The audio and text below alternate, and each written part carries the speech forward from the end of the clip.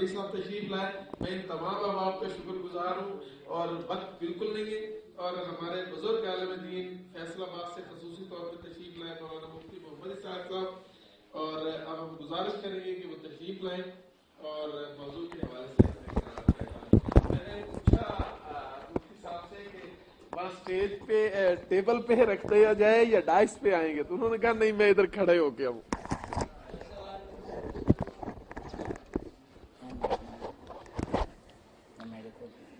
الحمدللہ رب العالمین والصلاة والسلام علی سید الاولین والآخرین وآلہ الطاہرین واصحاب المنتجبین.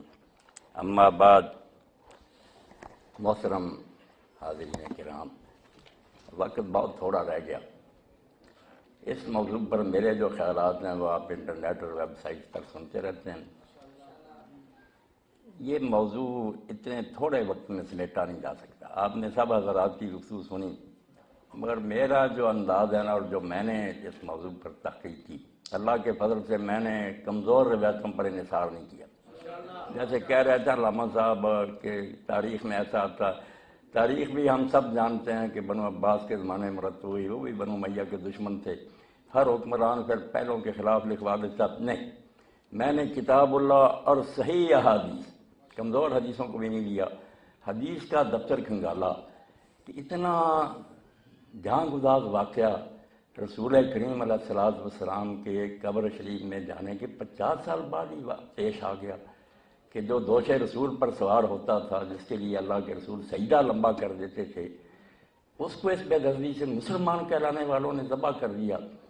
اور جب کہ وہ دیکھ رہا تھا کہ میرے ساتھ بہت تھوڑے آدمی ہیں اور یہ جمی جمائی حکومت ہے، میں اس کو بدل نہیں سکتا، نہ بدلا جا ہی سکا، تو وہ کیوں اٹھے؟ جب کہ لوگ کہتے ہیں لوگوں نے منع بھی کرتے رہے. بظاہر حالات ایسے ہی تھے کہ اٹھنے کا کوئی جواز نہیں تھا، مگر کوئی ایسا حال تھا جس کی وجہ سے انہوں نے محسوس کیا کہ اب خاموش رہنا جو نا یہ بہت جرم ہوگا، اسلام پر ظلم ہوگا. تو اس کو سمجھنے کے لیے نا جو باتیں آپ نے سنی وہ سب ٹھیک ہیں، مگر آپ یقین جانیں کہ اس کو سمجھنے کے لیے جب کوئی شخص صرف یزید کے دور تک ہی رہ گا نا، اس واقعہ کو سمجھ نہیں سکتا. کیا یزید شرابی تھا، فاسق تھا، وہ اتنی بات نہیں تھی. وہ شرابی زانی بھی ہوتا تو یہ کوئی اتنی قیامت نہیں تھی. پہلے بھی لوگ شراب پیتے تھے. مصیبت یہ تھی کہ قرآن اور حکومت کا ساتھ چھوٹ رہا تھا. قرآن الگ ہو گیا تھا، حکومت الگ ہو گئی. میرے محترم ساتھی کہتے ہیں لوگ نماز پڑھتے، روزہ رکھتے تھے، ان چیزوں کا انکار نہیں. وہ حکمران بھی کرتے تھے، کوئی انہوں نے علانیہ انکار نہیں کیا ان چیزوں کا. مگر وہ علامہ اقبال رحمۃ اللہ علیہ بات، ملا کو جو ہے ہند میں سجدے کی اجازت، نادان یہ سمجھتا ہے اسلام ہے آزاد. جب تصور یہ رہ جائے کہ نماز ایک شخص پڑھے، شراب نہ پیے، بس دین ہے، تو پھر کیا کربلا کی سمجھ آئے گی؟ نہیں. جب وہ سمجھے کہ اسلام اور توحید نام ہے، ما سوی اللہ را مسلمان بندہ نے پیش فرعون نے سرش پر افغندہ نے، اللہ کے قانون کو چھوڑ کر جب حکومت کرنی شروع کر دی جائے، نمازیں چلتی رہیں، روزے ہوتے رہیں، حج کرتے رہیں، مگر قانون خداوندی سے جان چھڑا لی جائے. علامہ اقبال رحمۃ اللہ علیہ فرماتے ہیں کہ کربلا کا حادثہ کیوں پیش آیا؟ کیوں حکومت رشتہ قرآن سے؟ جب حکومت نے قرآن سے تعلق توڑ لیا، قرآن کو الماری میں بند کر دیا کہ جس کا جو حکم چاہیں گے ہم مانیں گے، وہ نہیں بند کریں گے، مگر جو اقتدار سے ٹکرائے گا وہ الماری میں بند رہے گا، وہ کوئی بندہ ہمیں اس پر مجبور نہیں کر سکتا. حکومت قرآن سے آزاد ہو گئی، حریت را زہر اندر کام رہے. اور جو بیچارہ امام حسین رضی اللہ سے پہلے بھی اٹھا، اس کے گلے میں زہر کا ٹپکا دیا گیا، قطرہ شہید کر دیا گیا. جب حالات اس نہج پر چلے گئے، ناراض نہ ہو، باتیں کچھ تلخ بھی ہیں کہ حضرت معاویہ رضی اللہ تعالیٰ عنہ کا دور جو ہے، خود رسالت مآب علیہ السلام نے اس کو اسلامی حکومت نہیں کہا. یہ ہماری طرف سے زیادتی ہے. وہ ٹھیک ہے رسول اللہ پر ایمان لائے، آخر دور میں آپ کے ساتھی ہیں، رشتہ داری بھی ہے، سب ہے، مگر جو ہے نا ان کی وجہ سے حقائق نہیں تبدیل ہو سکتے. اللہ کے رسول علیہ السلام نے صاف فرمایا کہ میرے بعد جو ہے نا صحیح طرز کی حکومت وہ 30 سال ہے، ثم یکون ملک نذور، پھر ظالم بادشاہ تھے، ٹائرنٹ کنگڈم کہا اس کو. اب ہم صفائی دیں گے نہیں حضرت معاویہ کی حکومت ٹھیک تھی، یہ رسول اللہ سے ٹکر ہے. آپ کہہ رہے ہیں کہ وہ ظالم حکومت ہوگی، بادشاہ کا دور ہوگا. اور اس میں جو تبدیلی آئی اس کو سمجھیں. اور یزید کے بعد جس پٹڑی پر امت چل پڑی، رکا نہیں سلسلہ، بدتر سے بدتر آئے. مگر امام حسین رضی اللہ عنہ اس وقت ایک یہ اختلافی نوٹ لکھ دیا اور اپنے خون سے لکھا کہ مسلمان جو کر رہے ہیں یہ اسلام نہیں ہے، یہ امر المسلمین ہے، کرتے رہیں، میں اس کو تبدیل نہیں کر سکتا۔ مگر جیسے ایک جسٹس اپنا اختلافی نوٹ لکھتا ہے کہ یہ کام غلط ہو رہا، اور لکھنے والا وہ تھا جو وارث رسول علیہ السلام تھا، اس لیے اس کا فتویٰ امت نے ایسا قبول کیا کہ آج تک امت میں کوئی حضرت معاویہ رضی کو خلیفہ راشد کہنے والا پیدا نہیں ہوا۔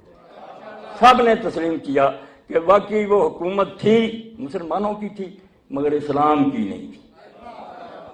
یہ برکت ہے امام حسین رضی کی، جس کی وجہ سے اقبال کہتے ہیں کہ قرآن اور کربلا کیوں کٹھے ہیں؟ رمز قرآن حسین آمد سے، قرآن کی رمز تو حسین سے سمجھ نہ آئی، زیاد سے وہ شعلہ فروخت۔ اس کے بعد جہاں بھی کوئی انقلاب کے لیے اٹھا، کسی نے اسلامی نظام کے لیے کوشش کی، تو یہ چنگاری اسے امام حسین رضی کی عادت سے نصیب ہوئی۔ تو امام نے اپنے اقدام سے دو چیزوں کو، اسلام اور امر المسلمین کو الگ کر دیا کہ مسلمان جو کرتے رہیں اس کے ذمہ دار یہ ہیں، اسلام الگ ہے۔ میں تھوڑے وقت میں صرف ایک بات آپ کی خدمت میں عرض کروں گا کہ یہ یزید کے دور سے پہلے امام حسین رضی پر جہاد فرض ہو چکا تھا۔ یزید کی بیعت اور یہ نا شراب وغیرہ کی کوئی بات نہیں تھی۔ خود حضرت معاویہ رضی کے زمانے میں بھی لوگ ان کے پاس آتے تھے، محبت رکھنے والے، کہ آپ کے بھائی نے صلح کر کے یہ کیا مصیبت ہمارے گلے میں ڈال دی کہ ہمارے ساتھی مارے جا رہے ہیں، قتل ہو رہا ہے، ان کی جائیدادیں ضبط ہو رہی ہیں، معاہدے کی ذرا پابندی نہیں ہوئی، اور ممبر و محراب میں امت کے اتنے بڑے سردار اور رسولہ کے بھائی پر جمعہ اور عید کے خطبہ میں لعنت کی جاتی ہے کہ علی پر لعنت ہے اور اس سے محبت، یہ کیا معاہدہ ہے؟ تو امام حسین رضی یہی کہتے رہے کہ میرے بھائی نے ایک معاہدہ کر لیا۔ سورہ حسن پر بھی میرا خطبہ سنیں، شیعہ سنی بھی نہیں سمجھ سکے کہ حسن نے یہ سورہ کیوں۔ یقین جانے کربلا کا کوئی جواز ہی پیدا نہیں ہو سکتا تھا، اگر حسین اٹھتے نا سورہ حسن کے بغیر تو بالکل بھوکے ہوتے۔ ہموار اس کام کے لیے حسن کی سورہ دے دیا کہ فری ہینڈ دے دیا۔ جو ڈھونگ رچایا ہوا تھا نا کہ حضرت عثمان رضی کا خون کا بدلہ نہیں لیا گیا، یہ ایک پردہ ڈال لیا تھا، اس سے عام لوگ جو متاثر ہو گئے۔ حضرت حسن رضی نے کہا اگر میں جنگ بھی لڑوں گا، پہاڑوں جیسی فوجیں لے کر حضرت حسن گئے تھے، اور مقابلے میں معاویہ بھی آیا تھا، مگر انہوں نے دیکھا کہ میں جیت گیا، پھر کیا ہوگا؟ وہ الزام رہے گا کہ عثمان رضی کے خون کا بدلہ نہیں لیا۔ میں اس کو فری ہینڈ دیتا ہوں، درمیان سے نکل جاتا ہوں، اور پھر دیکھوں گا کہ وہ عثمان رضی کے خون کا بدلہ لیتا۔ سب شیعہ سنی جانتے ہیں، پھر نہ یہ کیس پوٹ اپ ہوا، نہ کوئی قاتل عثمان پکڑا گیا، نہ کسی کو سزا ملی، اور دین کے ساتھ ایسا مذاق ہوا کہ کہہ رہے ہیں نا کہ دین قائم تھا، دین نہیں قائم تھا۔ بالکل یہ ٹھیک ہے، نماز روزے کرتے تھے، میں صحیح بخاری سے لے کر حدیث کی ہر کتاب سے ثابت کروں گا کہ وقت تو نماز کے جو تھے وہ بہت بدل گئی۔ زور جو تھی عصر کے بعد پڑھی جاتی، عصر مغرب کے قریب خطبہ جمعہ اتنا لمبا ہوتا کہ لوگ اشارے سے بیٹھے بیٹھے نماز پڑھتے، اور اگر کسی بیچارے نے اٹھ کر پڑھی تو اس کا سر قلم کر دیا گیا۔ اور اس پر ہی حضرت حجر بن علی نے جب زیاد سے کہا کوفہ میں کہ رسول اللہ کے بعد کوئی نبی نہیں آیا، نہ کوئی کتاب نازل ہوئی ہے، یہ نماز کا کوئی وقت ہے، جمعہ کی وجہ سے مغرب ہو رہی، تو ان بیچاروں کے خلاف کیس امیر معاویہ کے پاس بھیج جائے گا کہ انہوں نے بغاوت کی ہے۔ وہ بیچارے کہتے رہے کہ ہم حضرت حسن کی صلح پر قائم ہیں، مگر نہیں، ان کے سامنے قبریں کھودی گئی، کفن بچھائے گئے، اور حضرت حجر جیسے صحابی، حضرت حسین سے پہلے کی بات، راہب اصحاب محمد کفن بچے ہوئے ہیں، قبریں کھودی گئی ہیں، کہا بچنے کی صرف ایک صورت ہے کہ تم علی علیہ السلام پر لعنت کرتے۔ انہوں نے کہا توبہ توبہ، عمر گزری ان سے محبت کرتے، میں جان بچانے کے لیے لعنت کروں؟ اور اپنے لوگوں سے کہا، ابن حجر رحمۃ اللہ علیہ صحابہ میں لکھتے ہیں، ہاں سب محدثین نے لکھا جو صحابہ پر کتابیں، کہ میرے کفن آلود کپڑے نہ، یہ خون آلود کپڑے نہ اتارنا، نہ بھیڑیاں اتارنا، مجھے اسی طرح دفن کر دینا، میں پل صراط پر معاویہ سے اسی طرح ملاقات کروں گا، وہاں میری اس کی ملاقات ہوگی۔ اسی لیے جب لوگوں نے پوچھا کہ متى ذل الناس، لوگ کب ذلیل ہوئے، کہا ہینا ماتل حسن، پہلی ذلت تو مسلمانوں کو اس نے نصیب ہوئی جب حکومت چھوڑنے کے باوجود حضرت حسن علیہ السلام کو زہر سے شہید کیا گیا، اور اس پر خوشی منائی گئی۔ یہ حضرات بیٹھے ہیں، میں حدیث کا حوالہ دوں گا، مسند احمد اور ابو داؤد شریف نکال لیں، وہاں دربار میں حضرت معاویہ کے مقدام بن عمادی کربر کو ساتھی گئے تھے حکومت جس کے پاس، تو حضرت مقدام سے کہا انہوں نے معاویہ نے کہ تجھے پتا حسن ابن علی فوت ہو گیا؟ تو انہوں نے انا للہ و انا الیہ راجعون کہا، جو دین کہتا عام آدمی کی موت پر کرو، تو امیر معاویہ نے کہا تو مصیبت ہے کہ حسن کا مرنا کوئی افسوسناک بات ہے، اور درباری بولا جمرات نطفا اللہ، وہ تو ایک آگ کا انگارہ تھا جو خدا نے بجھا دیا۔ اس وقت حضرت مقدام نے کہا حسن کے مرنے کو میں مصیبت نہ سمجھوں، رسول اللہ کی گود میں ہوتا تھا اور حضور فرماتے تھے میں اس سے محبت رکھتا ہوں، اللہ تو بھی اس سے محبت رکھ، تم کہتے ہو اس کا مرنا کوئی افسوسناک ہی۔ تو اس پر کہا ابو اسحاق سبیعی نے کہ ایک ذلت تو مسلمانوں کو اس دن نصیب ہوئی کہ نواسہ رسول زہر سے شہید کیا گیا، اور اس کے مرنے پر یہ کہا گیا کہ اس کا مرنا کوئی افسوسناک بات ہے، وہ تو آگ کا انگارہ تھا جو بتا دیا گیا۔ کسی کو اس میں شک شبہ نہ، میں تاریخ کا حوالہ نہیں دوں گا، یہ ابن اسیر وغیرہ سب ناقل ہیں حدیث کی کتاب میں، اور کہوں گا کہ ان کو پرکھ کر دیکھ لو، اگر ضعیف ہے روایت میرے منہ پر مارو، کچھ خدا کا خوف کرو۔ حضرت معاویہ کا دور جو تھا، حضرت حسن شہید ہوئے، بعد میں بدھ یا زیاد، جس کے بارے میں علماء نے کہا کہ علانیہ جو شریعت کا حکم توڑا گیا نا، جیسے آئین کی خلاف ورزی ہوتی، باقی بہانوں سے بات ہوتی تھی، علانیہ حضور نے فرمایا تھا کہ الولد للفراش وللحائر آخر الحجر، کہ زنا سے کوئی بیٹا پیدا ہو تو وہ حلالی بچہ نہیں ہوتا۔ زیاد کو گواہیاں لے کر کہ میرے باپ ابو سفیان نے زیاد کی ماں سے زنا کیا تھا، یہ اس سے پیدا ہوا تھا، میرا بھائی ہے، وہ زیاد بن عبید کہلاتا تھا، اس کو زیاد بن ابو سفیان بنا لیا، اور اس نے اور اس کی اولاد نے جو خدمت پھر ان کی کربلا بھی عبید اللہ ابن زیاد، اور بعد میں زیاد کو حرامی کو بھائی بنایا، اور اس پر صحابہ کرام نے صحیح مسلم اور بخاری دیکھیں، صحابہ سے پوچھا ابو بکر رضی اللہ عنہ سے، سعد بن ربیع بکر، تم نے رسول اللہ سے سنا نہیں کہ جو باپ بدلے اللہ نے اس پر جنت حرام کر دی، یہ کیا ہو رہا؟ انہوں نے کہا یار کیا کریں، بے بس یہ یزید کا دور نہیں، یہ حضرت معاویہ کا دور ہے، زیاد کو بھائی بنایا گیا۔ اور تیسری بات یہ کہی گئی وہ قتل حجر بن عدی، حضرت حجر بن عدی جن کا بھی واقعہ سنایا کہ بیچاروں کو علی پر لعنت نہ کرنے کے باعث اور نماز دیر سے پڑھنے کے باعث قتل کیا گیا۔ 3 واقعات بنائے کہ مسلمان تو اس دن ہی ذلیل ہو گئے کہ کوئی بس میں نہ رہا، حکومت کا جبر اتنا بڑھ گیا کہ علانیہ دین کے خلاف ہو رہا، کر کچھ نہیں سکتے، اور ان لوگوں نے ایسی حدیثیں پھیلانی شروع کر دی۔ امام ابن حجر کی فتح الباری دیکھیں، یہ حسین خون نہ دیکھا علیہ السلام تو یقین جانے یہ دین بن جاتا۔ خلیفہ بنا ولید ابن عبد الملک، علماء آ گئے، انہوں نے حدیث سنائی کہ اللہ کے رسول علیہ السلام نے فرمایا توبہ توبہ ان اللہ اذا استرا عبدا الخلافہ، کہ جب اللہ اپنے بندوں میں سے کسی کو خلافت دے دیتا نا، کتب له الحسنات، اس کی نیکیاں لکھتا ہے، ولم یکتب له السیئات، گناہ نہیں اس کے لکھے جاتے، اسے اجازت ہے جو چاہے کرے، صرف نیکیاں لکھی جاتی ہیں، گناہ۔ اس پٹری پر امت چل پڑی۔ یہ حدیثیں اس وقت امام زہری رحمۃ اللہ علیہ گئے تو ولید نے پوچھا یہ حدیث سنا رہے ہیں علماء ٹھیک ہے؟ انہوں نے کہا بالکل ٹھیک ہے، قرآن کہتا ہے سورہ صاد میں یا داؤد انا جعلناک خلیفۃ فی الارض، آپ بڑے ہیں یا داؤد علیہ السلام بڑے تھے؟ ولید سے پوچھا، اس نے کہا وہ تو نبی، اس نے کہا اللہ نے کہا داؤد ہم نے تجھے حکومت دی ہے، فاحکم بین الناس بالحق، لوگوں کے درمیان حق کے ساتھ فیصلے کرنا، ولا تتبع الہویٰ، اپنی مرضی کی باتیں نہ کرنا، فیضلک عن سبیل اللہ، اپنی خواہش نفس تجھے گمراہ کر دے گی۔ نبی کو کہہ رہا، تم کون ہو کہ تمہارے گناہ نہیں لکھے گا؟ تو اس نے کہا ان لوگوں پر لعنت ہو، یہ ہمیں گمراہ کرنے کو ہی۔ اس وقت ایسا دین گڑنا شروع کر دیا، مگر وہ اسی لیے باطل قرار پا گیا کہ اگر یہ بات ہے نا کہ خلیفے جو ہیں ان کو استثناء حاصل ہے تو حسین نے خون کیوں پھر دیا، واسطہ رسول نے جان کیوں دی؟ یہ جھوٹ بولتے ہیں۔ اور اسی طرح لوگوں نے یہ بھی بات کہی، امام ابن حجر ہی لکھتے ہیں، ایک بنی امیہ کے حاکم نے کہا قرآن نے تمہیں ہماری اطاعت کا حکم نہیں دیا، ہم جو چاہے کریں، اولی الامر منکم قرآن کہتا۔ انہوں نے کہا نہیں، اس سے آگے تمہارا یہ اختیار جو ہے نا یہ چھین لیا گیا۔ فَإِن تَنَازَعْتُمْ فِي شَيْءٍ فَرُدُّوهُ إِلَى اللَّهِ وَالرَّسُولِ، کہ اگر حکومت کا اور لوگوں کا جھگڑا ہو جائے تو فیصلہ اللہ رسول نے کرنا ہے، وہاں تک ہی تمہاری اطاعت ہے جب تم اللہ رسول کے تابع رہو، ورنہ نہیں۔ یہ میں مثالیں دے رہا ہوں کہ حضرت معاویہ کا دور اور بعد میں آنے والا دور بھی، اس کو پڑھیں حدیثوں کی روشنی میں، بالکل ہمارے پاس ایک نیا اسلام ہوتا، اور ہی حدیثیں ہوتی، اور ہی دین ہوتا۔ یہ حسین علیہ السلام کی بات ہے، کہتے ہیں علامہ اقبال، جب حکومت نے قرآن سے رشتہ توڑا اور آزادی کے گلے میں زہر کے قطرے چپکا دیے کہ بولنے نہیں دینا، جو بولے گا سر اڑا دیا جائے گا۔ یہی ولید بن عبد الملک جب حکومت پر آیا، جمعہ اس نے بہت لمبا کر دیا۔ ایک تابعی جس کا امام ابن حجر نے علیہ صحابہ میں ذکر، اس نے بیچارے نے کہا کوئی نیا دین تو حضور کے پاس نازل نہیں ہوا، یہ نماز کا کوئی وقت ہے؟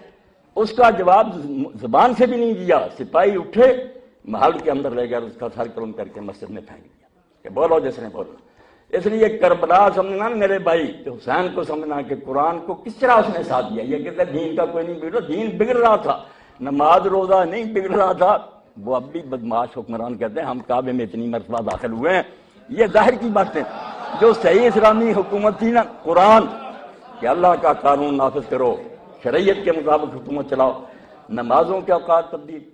اور اسی کے زمانہ میں حضرت معاویہ کے, افسوس سے کہتا ہوں کہ اللہ کے رسول نے یوں ہی نہیں کہا کہ وہ ظالم حکومت ہوگی. زکوٰۃ کا لوگ پوچھتے جا کر حضرت ابو ہریرہ سے, سعد بن ابی وقاص سے, اسی کے دور میں فوت ہوئے, کہ حکمران کو دیکھ رہے ہو کہ زکوٰۃ کے ساتھ کیا کر رہا, اپنے ساتھیوں پر صرف کر رہا, اپنے کپڑوں اور خوشبوؤں پر لگا رہے ہیں. تو حضرت ابن عمر اور ابو ہریرہ وغیرہ نے کہا اس سے وہ شراب بھی پی رہے نا اور خنزیروں کا گوشت کھا لیں, تم دیتے رہو, تم بڑی ہو جاؤ گے, یہ اللہ کے حضور بھگتے رہے. یہ باب ہیں حدیث میں چیپٹر کے, کیا ائمہ جور جب ظالم حاکم بھی آ جائیں گے تو بیت المال کو کا حق دے دینا, تم بڑی ہو جاؤ گے, وہ غلط استعمال کریں گے, بھگتے رہیں گے. حج کے بارے میں کہہ رہے تھے میرے ساتھی کہ حج چلتا نہیں. ہم دیکھتے ہیں کہ حضرت معاویہ کے دور میں ترمذی شریف دیکھیں, سب کتابیں, جس نے سب سے پہلے حج تمتع کو روکا اور اس پر مارنا شروع, قرآن کی ناسی, اور بڑی مشکل سے حضور نے اس کو رائج کیا. عرب لوگ حج کے زمانہ میں عمرہ کرنے کو افضل الفجور جانتے تھے کہ یہ بہت بڑا گناہ ہے, کہ یہ اللہ کے گھر سے کوئی محبت ہے کہ ایک ہی مرتبہ آدمی حج کرائے اور عمرہ کرائے, عمرہ الگ سفر سے کرنا چاہیے, حج. حضور نے حکم دے کر کہا کہ ساری امت اس طرح بار بار نہیں کر سکتی, جو 48 میل کے اندر رہتے ہیں نا, حرم کے قریب ہے, وہ ٹھیک ہے, افراد ہی کریں, مگر جو دور رہتے ہیں تمتع کریں. اور صحابہ میں سے کہتے کہتے یا رسول اللہ یہ کوئی حج ہے کہ ہم درمیان میں, آپ نے فرمایا نافرمان ہیں وہ لوگ. بڑی مشکل سے اس کو رائج کیا. سب سے پہلے جس نے روکا کہ یہ تمتع نہیں ہوگا, اور اس پر لوگوں کو مارنا شروع کیا, کفر کا رواج بحال کیا.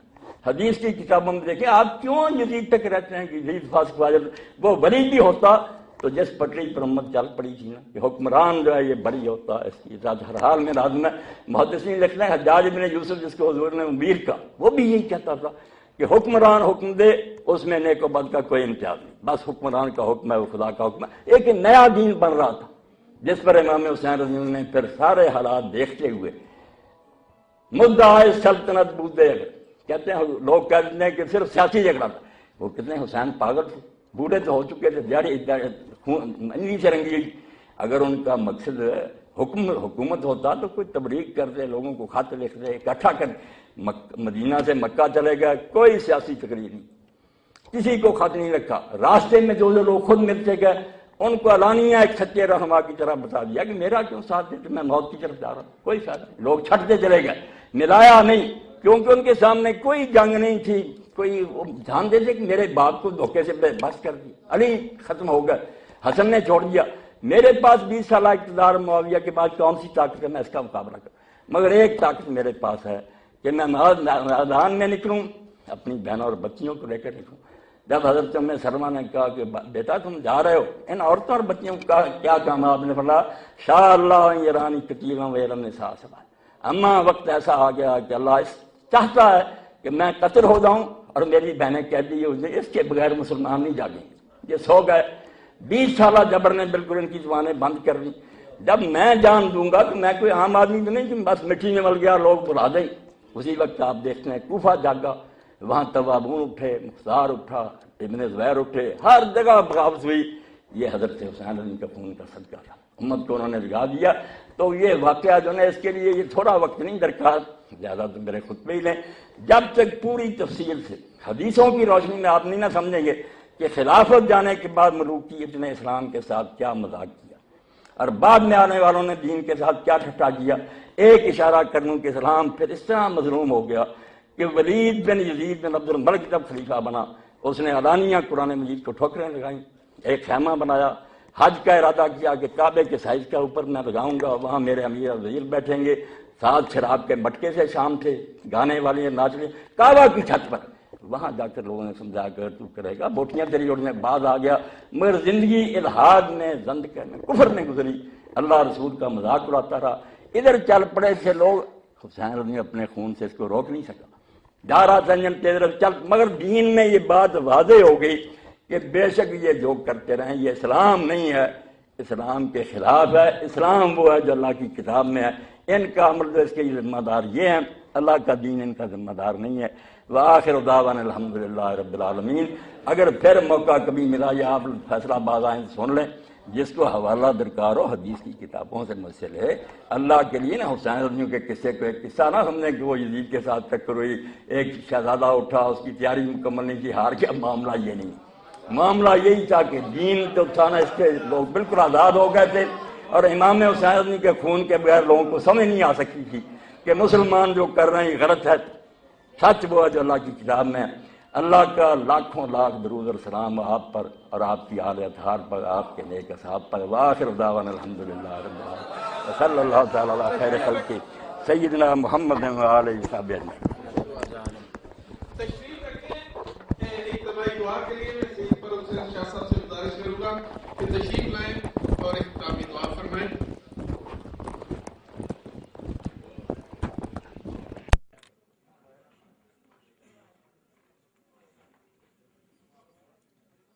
اللهم صل على سيدنا ومولانا محمد وعلى آله وأهل بيته وصحبه وبارك وسلم۔ ربنا آتنا في الدنيا حسنة وفي الآخرة حسنة وقنا عذاب النار وادخلنا الجنة مع الأبرار يا عزيز يا غفار يا رب العالمين۔ یا اللہ یا رحمان یا رحیم یا حی یا قیوم، اے مولا کریم اپنے حبیب کا صدقہ جمی امت مسلمہ کے حال پہ رحم و کرم فرما، ہماری ہر طرح کی بلیات کو، تکلیفات کو، مشکلات کو دور فرما، ہم سب کو اپنا رحم و کرم عطا فرما، اپنے حبیب علیہ الصلوۃ والسلام کی محبت، مودت اور غلامی کی نعمت عطا فرما۔ یا الہی اہل بیت اطہار کی عظمت سیرت کو سمجھنے کی نعمت عطا فرما، اور ان نفوس قدسیہ کے ساتھ محبت، مودت اور غلامی کی نعمت عطا فرما۔ آج کے اس سیمینار میں جو گفتگو کی گئی ہے، اس کے مطابق مولا کریم کربلا اور قرآن کے تعلق کو ہمیشہ ہمیشہ کے لیے اپنے ایمان اور عقیدے میں ہمیں شامل کرنے کی نعمت عطا فرما۔ اس ذکر کے توسل سے میرے مولا کریم وطن عزیز پاکستان کی خیر فرما، امت مسلمہ کی خیر فرما، ہماری ان دعاؤں کو، التجاؤں کو اپنی بارگاہ میں قبول فرما۔ ربنا لا تزغ قلوبنا بعد إذ هديتنا وهب لنا من لدنك رحمة إنك أنت الوهاب۔ ربنا تقبل منا إنك أنت السميع العليم وتب علينا إنك أنت التواب الرحيم۔ وصلى الله تعالى على خير خلقه سيدنا ومولانا محمد وعلى آله وصحبه أجمعين۔